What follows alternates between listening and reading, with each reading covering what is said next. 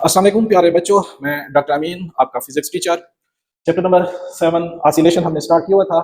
बेटा ये जो डेफिनेशन सिखा रहा हूँ एंड पे इसी वीडियो पे मेरे नोट्स का स्नैपशॉट आपको मिलेगा, तो आप उसमें नोट्स में पढ़ के भी इसको याद कर सकते हैं ताकि पेपर में आ जाए। हर हर वीडियो ऐसे है। और दूसरी बात बेटा, अगर मेरी वीडियो आपको इस्तेफादा दे रही है तो प्लीज़ अपने दोस्तों में शेयर करें ताकि उनके लिए भी आसानी पैदा हो जाए और इसको शेयर करें सबका जारिया समझ के। अच्छा बेटा, तो हमारे पास आज का जो लेसन है वो terminologies of oscillatory motions.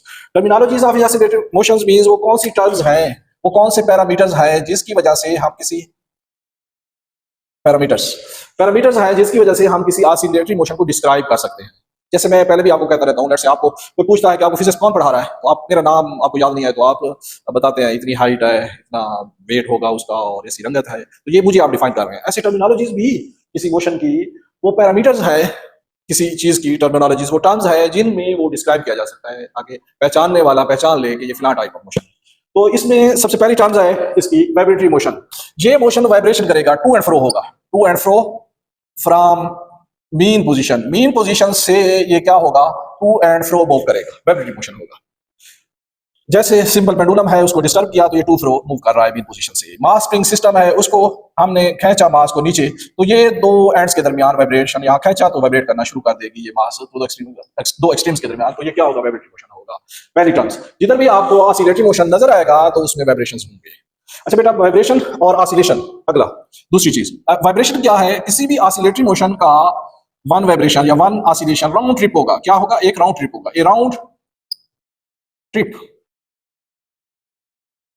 In a round trip around the mean position। Mean position के इर्द गिर्द एक राउंड ट्रिप जो बनेगा, ये लेट्स से यहाँ से स्टार्ट हो रहा है, यहाँ और वापस यहाँ एक राउंड ट्रिप बन गया, तो ये एक ऑसिलेशन हो गया। यहाँ से स्टार्ट हो रहा है, इधर गया वापस इधर आया, तो राउंड ट्रिप बन गया, तो ये एक वाइब्रेशन, ये एक ऑसिलेशन बन गया। ऑसिलेशंस और वाइब्रेशंस में बेटा थोड़ा सा फर्क है। ऑसिलेशन क्या हो गया कि पाथ वही रहेगा वाइब्रेशन का, ऑसिलेशन का, जिस पाथ पे ये हार्मोनिक ऑसिलेटर जाता है और दूसरी तरफ आता है वापस, तो पाथ वही रहे तो ये ऑसिलेशन है। अगर पाथ थोड़ा डिस्टर्ब हो, लेफ्ट राइट पे हो जाए, आगे पीछे हो जाए, तो वो वाइब्रेशन होगा। अगली चीज है time period. Time for one oscillation, एक ऑसिलेशन का जो टाइम होगा वो क्या कहलाएगा, टाइम पीरियड कहलाएगा। तो time period, time for one vibration या वन ऑसिलेशन क्या कहलाएगा, टाइम पीरियड, और इसका यूनिट होगा टाइम पीरियड का सेकंड, सेकंड में मेजर करेंगे। ये लेट्स से यहाँ से इसने चलना शुरू किया, आपने स्टॉप वॉच ऑन कर ली, इधर आया, इधर आया, वापस आया, स्टॉप वॉच ऑफ कर दी, तो जितना टाइम लग गया एक ऑसिलेशन को, वो इसका टाइम पीरियड कहलाएगा। और अगली चीज है टाइम पीरियड फाइंड आउट करने की इक्वेशन है ऑसिलेटरी मोशन में, T is equal to 2 pi over omega. ये इक्वेशन है, ये याद रखना, 2 पाई ओवर ओमेगा। अब अगली चीज है displacement, distance from the mean position. Mean position से जो डिस्टेंस होगी वो क्या कहलाएगी, डिस्प्लेसमेंट कहलाएगी। जैसे ये पेंडुलम है और यहाँ तक ऑसिलेट कर रहा है, तो लेट्स से ये यहाँ मौजूद है, तो इसकी यहाँ से यहाँ तक डिस्टेंस क्या कहलाएगी, इसकी डिस्प्लेसमेंट कहलाएगी। ये मास स्प्रिंग सिस्टम है और ये यहाँ से ऑसिलेट कर रहा है, ये मीन पोजीशन है, तो यहां से यहां तक ये जो होगा इसका क्या हो जाएगी, डिस्प्लेसमेंट हो जाएगी। ये यहां तक जा रहा है, लेट्स से मैं इधर से मेजर कर रहा हूं, तो ये डिस्प्लेसमेंट हो जाएगी। मीन पोजीशन से at any instant of time जो उसका फासला होगा वो डिस्प्लेसमेंट कहलाएगा। अगली चीज है एम्पलीट्यूड, द मैक्सिमम, इसको डिफाइन करते हैं बेटा, maximum displacement from mean position.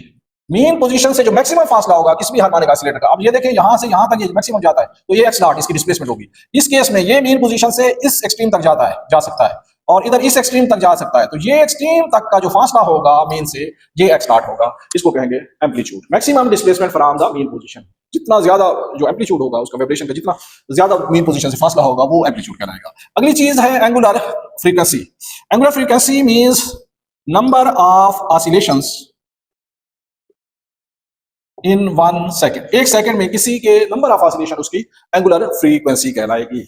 Omega is equal to क्या होगा, 2 पाई एफ, ये इक्वेशन है इसकी। Omega is equal to 2 pi f angular frequency होगी। लेट्स से एक बॉडी है, ये रोटेट कर रही है, एक पेंडुलम है, कुछ मास अटैच्ड टू स्ट्रिंग है, ये रोटेट कर रही है, इसका प्रोजेक्शन जहां वाइब्रेट कर रहा है, क्योंकि ये एंगुलर वो है, एंगुलर इसकी वेलोसिटी हो जाएगी, तो ये नंबर ऑफ रोटेशन जो एक रोटेट ये करेगी, वो एक रोटेशन के लिए जितना वक्त लगाएगी वो इसका क्या होगा, एंगुलर फ्रीक्वेंसी बन जाएगी। और इसका शेडो प्रोजेक्शन, लेट्स से ये यहाँ है तो ये शेडो यहाँ है, ये यहाँ है तो यहाँ है, ये यहाँ, इसका शेडो एक वाइब्रेशन कंप्लीट कर रहेगा। तो वाइब्रेटरी मोशन में या ऑसिलेटरी मोशन में number of oscillation in 1 second क्या कहलाएगी, आपके पास एंगुलर फ्रीक्वेंसी कहलाएगी। और ओमेगा एंगुलर वेलोसिटी से भी हम बेटा डिनोट करते हैं। एंगुलर वेलोसिटी है उसकी वेलोसिटी सर्कुलर पाथ, लेकिन यहाँ number of rotation in 1 second क्या कहलाएगी? एंगुलर फ्रीक्वेंसी कहलाएगी। क्लियर हो गया? ओके, अल्लाह हाफिज।